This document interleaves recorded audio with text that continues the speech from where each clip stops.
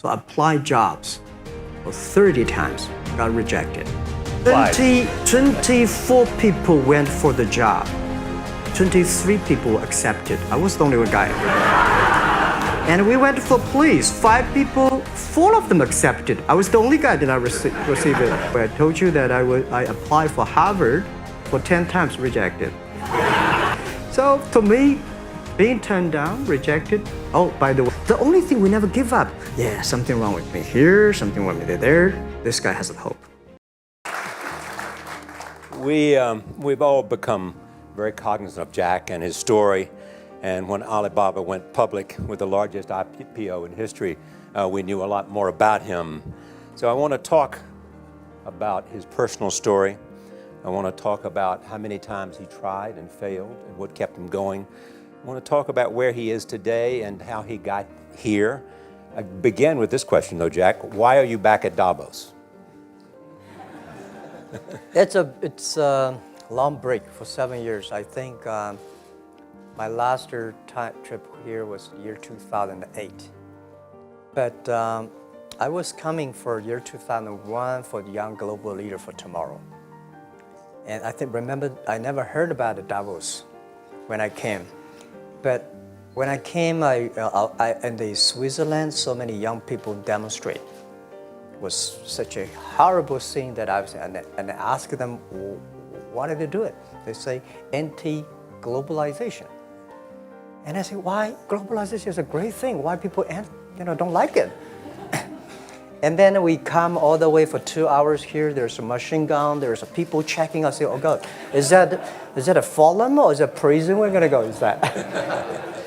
But when I joined the forum as the Young Global Leader, I was thrilled by so many ideas. For the first 3-4 years, I learned what does the globalization mean? What does the corporate citizenship mean? What about social responsibility mean? And all these new ideas, and I see so many great leaders talking about leadership, and I benefit a lot. And the year 2008 and 9, when the financial crisis came, I think it's better go back to work. Because we can never win the world by talking. So go back, spend 7 years. Now I come back, I think it's time to do something return. Because I learned so much. Let's talk 12 years ago. So why I should not talking to the young global leader of today, sharing with them how we gone through. Okay. So that was the thing. Let's start with where you are today. Just how big is Alibaba? How many people come every day? How many people come in a week?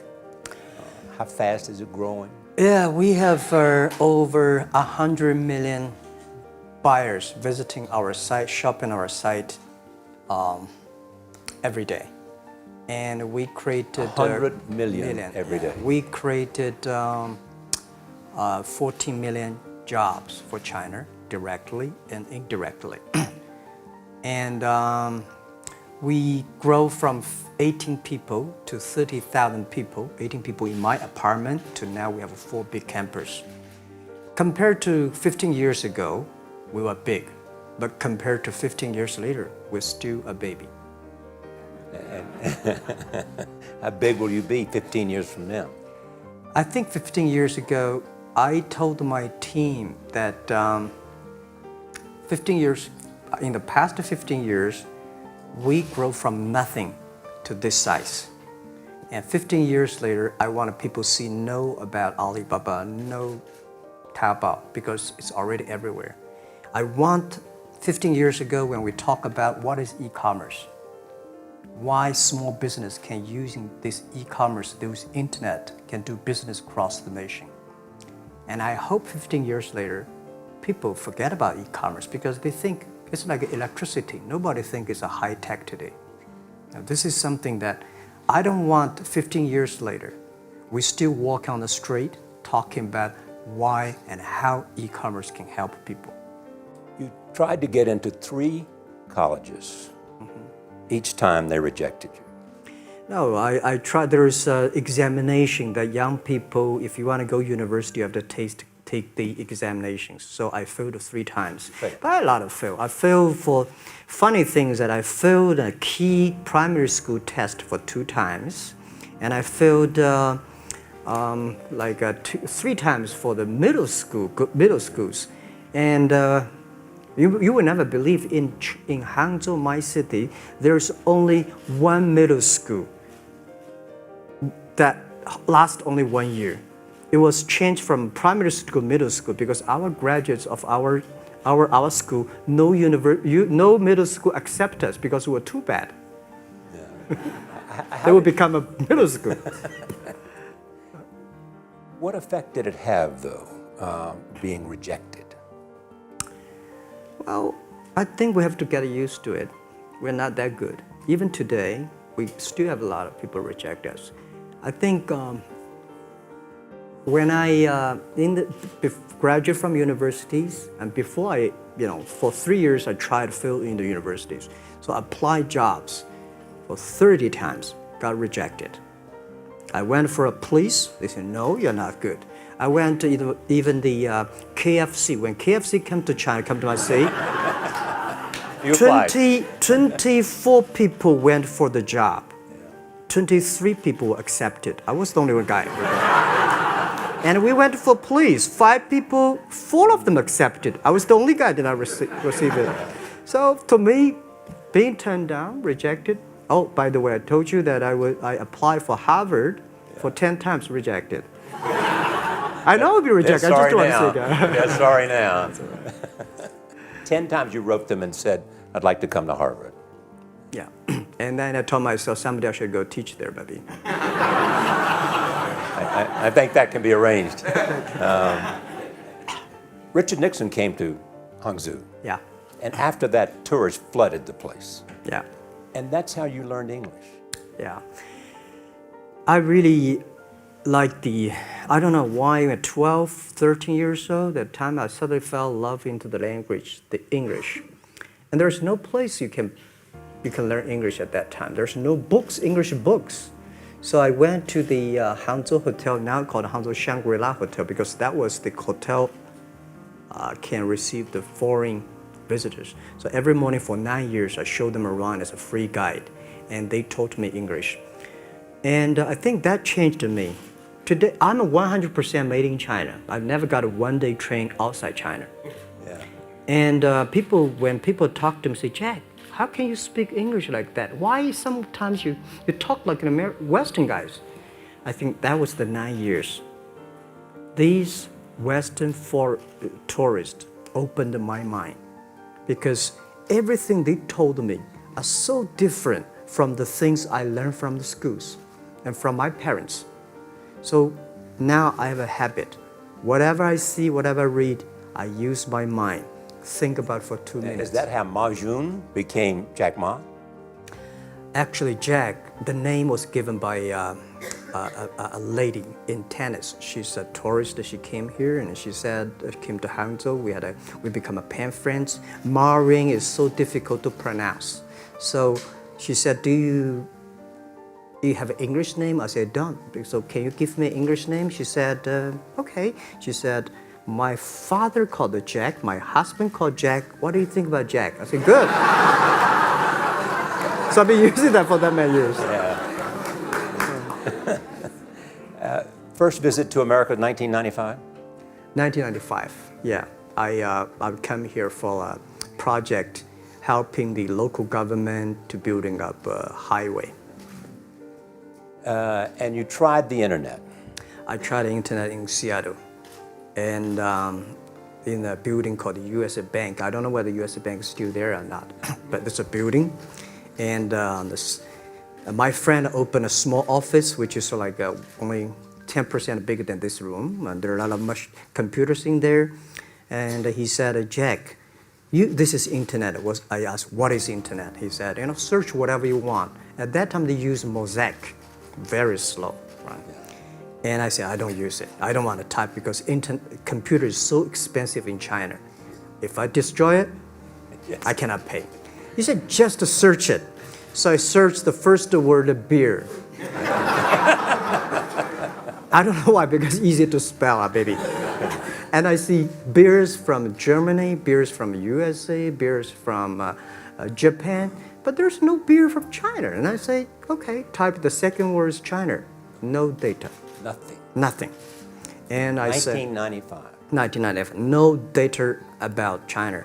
So I talked to my friend, why not make something about China? So we made a small, very ugly looking page called China. It's something like I did a translation agency, we listed on there. It was so shocking. We launched at 9:40 in the morning. 12:30, I got a phone call from my friend. He said, Jack, you got 5 emails. I said, what is email? And they say, these are the things. So people so excited. Where are you? This is the first time I see a Chinese website on that. How can we can we do something together? So I think this is something interesting. So we should do it. Why did you call it Alibaba? Alibaba? Well, when I started, I think internet is global. We should have a global name.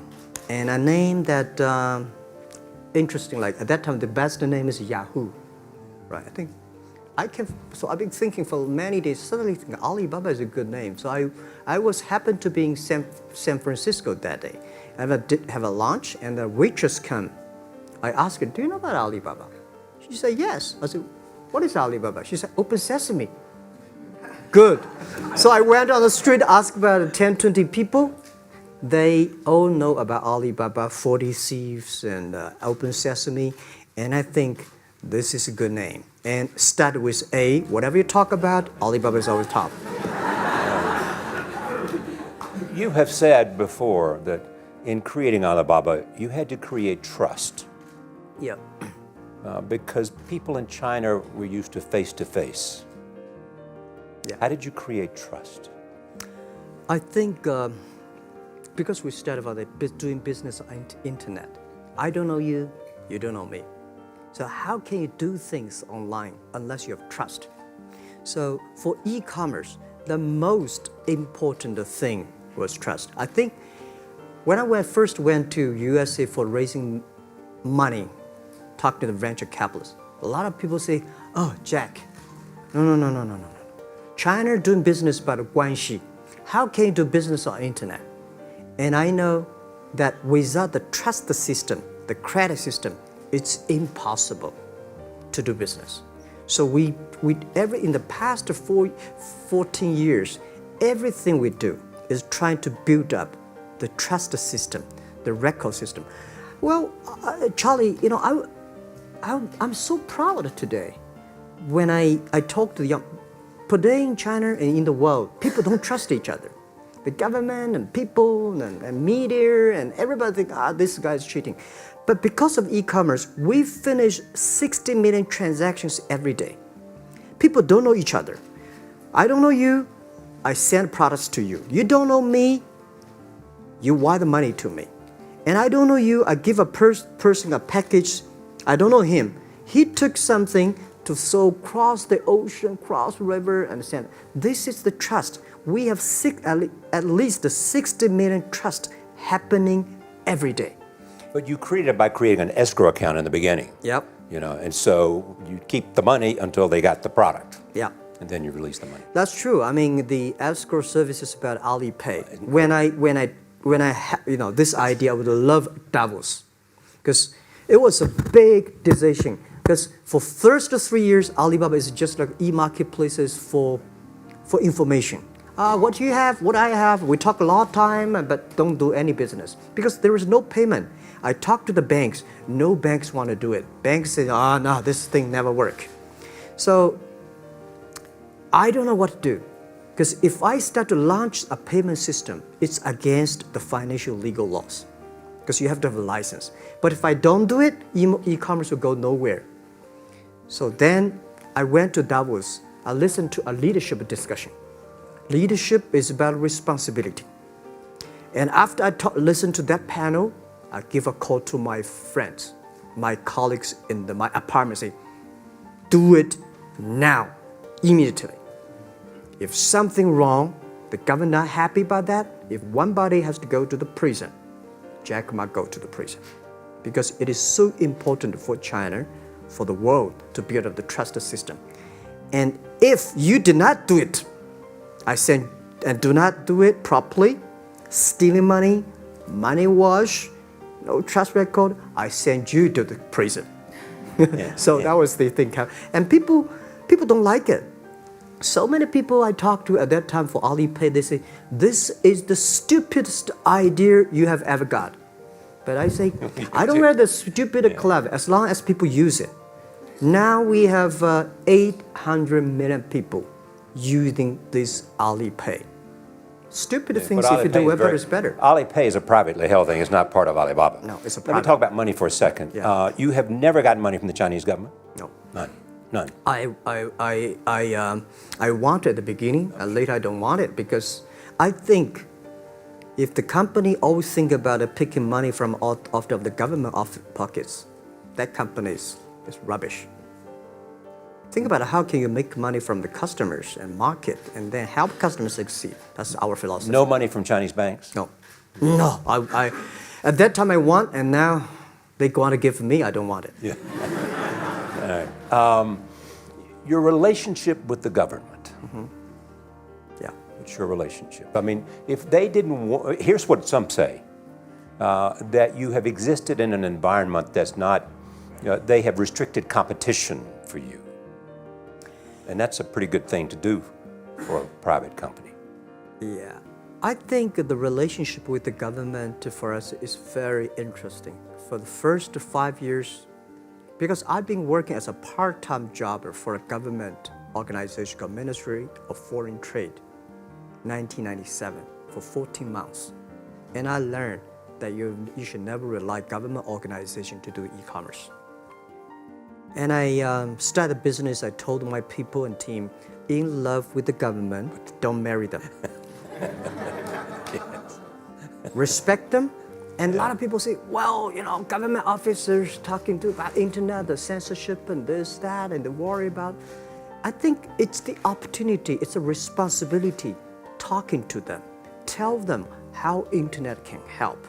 So you tell them we create jobs. Oh yeah, I think a lot of people debate and fight against them.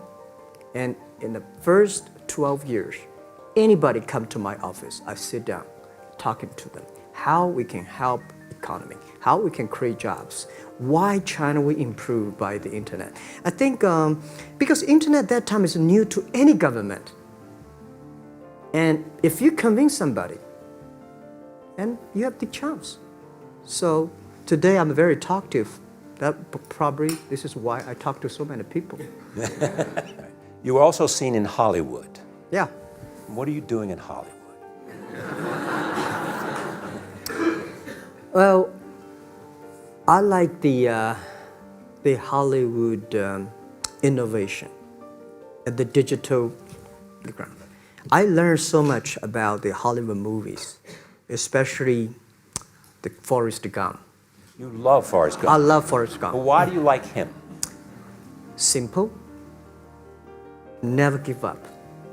Never give up. People thinking he's dumb, but he knows what he's doing. And I was very depressed the day, year 2002 or 3 in the States, when a bit earlier than that. I was very depressed when I could not find out a way for the internet. And then I watched the movie in my friend's home, Forrest Gump. When I see him, I think, this is the guy we should learn from.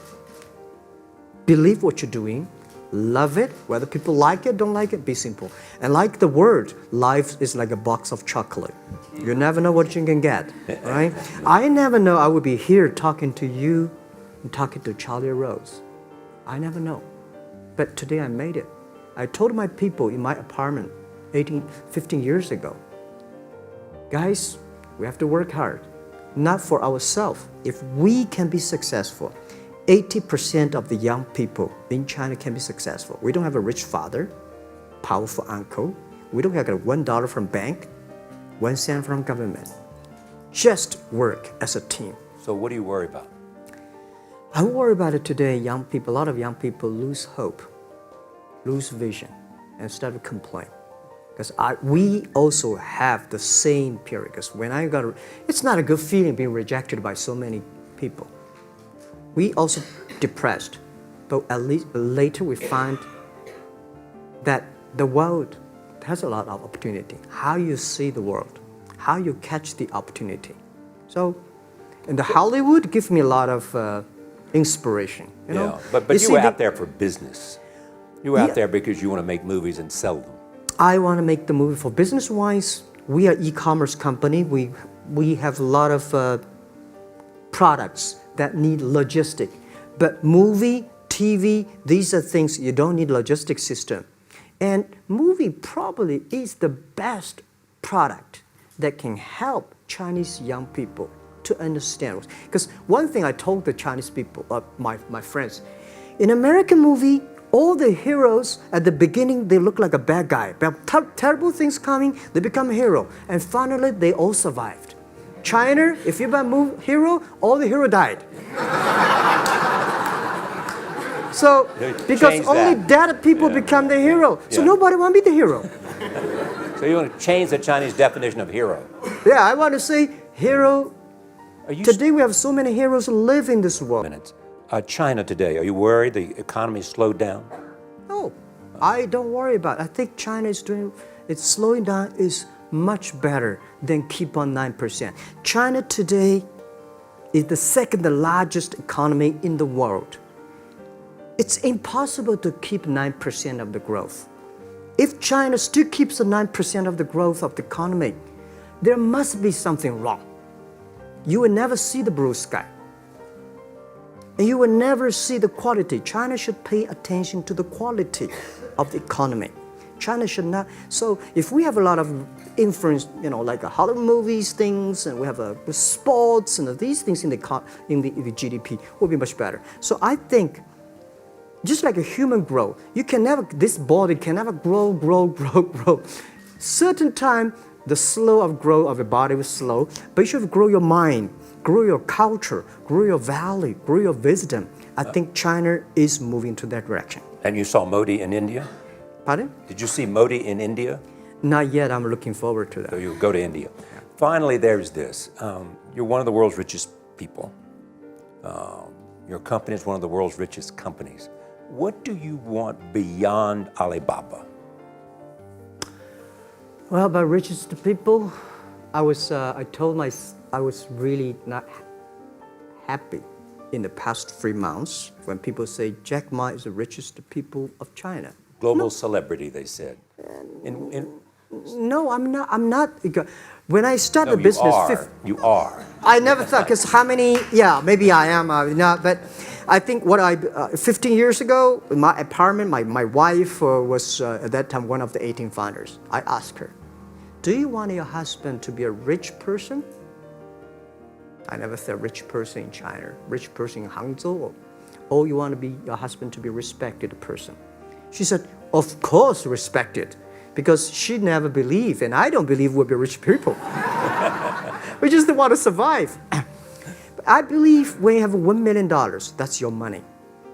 When you have $20 million, you start to have a problem. You worry about inflation, which stock to buy and this, that, had it come. When you have $1 billion, that's not your money. That's the trust society gives on you.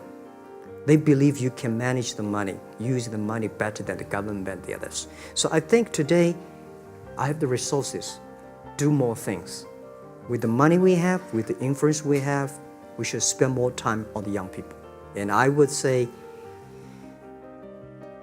someday I'll go back to teach, go back to school, spend time with the young people and sharing with them what I done. So the money is not mine.